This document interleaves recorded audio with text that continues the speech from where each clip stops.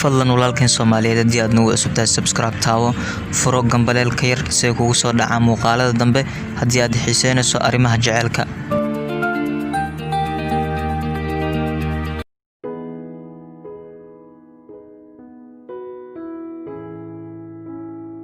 markaan ka tagay waxaan ku soo wareegay dhammaan daafaha dunida,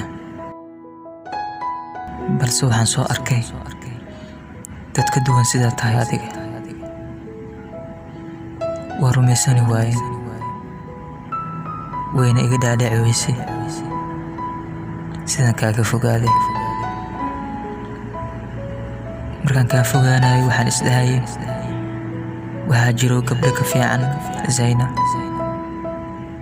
balse qaladkan wuxuu ahaa kii ugu weynaa ee eedaan galo.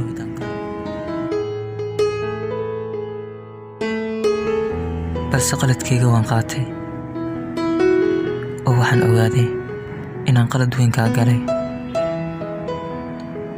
waxaan isdhahayay waxaa jiro gabdho aad iyo aad u fiican kana fiican Zayna, balse sidaan wax u rogay ma aysan u dhicin.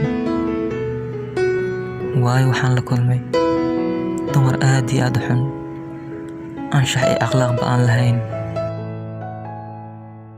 markaan kula joogay waxaan dareemi jiray farxad iyo nolol aad u macaan, balse intaaba aniga iska fogay.